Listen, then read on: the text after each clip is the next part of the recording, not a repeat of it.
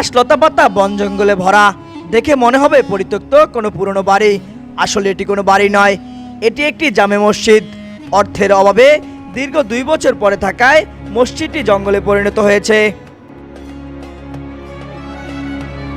মসজিদটির নাম পূর্ব সোনারচর জামে মসজিদ। এটি মনপুরা উপজেলার হাজিরাট ইউনিয়নের চৌধুরী বাজারের পূর্ব পাশে অবস্থিত। এখানকার মানুষ দিনমজুর হওয়ায় তাদের পক্ষে সম্ভব হয়নি মসজিদটি পুনর্নির্মাণ করা। এই মসজিদটির ইমাম ও মুয়াজ্জিমদের বেতন দিয়েই মুসল্লিদের হিমশিম খেতে হচ্ছে। এই মসজিদটা খুবই দুর্বল, এখানে সব গরিব লোকের বসবাস। এখানে আর্থিক সহযোগিতার কারণে মসজিদ নির্মাণ করা যাইতেছে না। যদি কোনো বিত্তবান ব্যক্তি থাকেন তাহলে এই মসজিদের জন্য কিছু সাহায্য কামনা করছে। পাশে একটি ঝরাঝীর্ণ টিনের তৈরি মসজিদে প্রায় প্রতিনিয়ত 2 থেকে 250 জন মুসল্লি নামাজ আদায় করেন।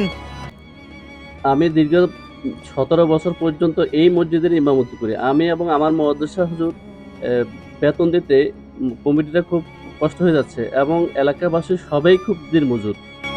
মুসলিম উম্মার কাছে অন্তত প্রিয় ও মর্যাদাপূর্ণ স্থান মসজিদ। মসজিদ আল্লাহর ঘর। মসজিদ নির্মাণ করার জন্য রাসূল সাল্লাল্লাহু আলাইহি ওয়াসাল্লাম অনেক বড় একটি সুসংবাদ দিয়ে গেছেন। যে ব্যক্তি আল্লাহর সন্তুষ্টির উদ্দেশ্যে মসজিদ নির্মাণের সামান্য অংশেও শরীক হয়, তাহলে আল্লাহ তাআলা তার জন্য জান্নাতে ঘর বানাবেন।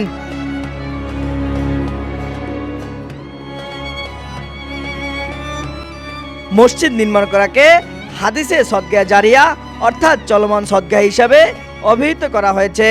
মসজিদ নির্মাণের জন্য দান করলে যতদিন এই মসজিদে মানুষ ইবাদত বন্দেগী করবেন, ততদিনই এর সওয়াব কবরে বসে বন্দা পেতে থাকবেন। মসজিদে 2 থেকে 250 লোক মুসল্লি নামাজ পড়ে।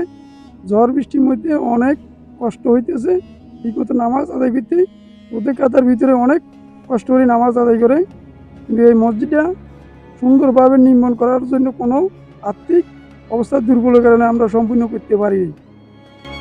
তাই সমাজের বিত্তবান ও সর্বসাধারণের সামর্থ্য মতো মসজিদটি নির্মাণ করার জন্য আর্থিক সহযোগিতা কামনা করেন নামাজ পড়তে আসা সকল মুসল্লি ও স্থানীয় বাসিন্দারা। Hasnain Ahmed, news desk.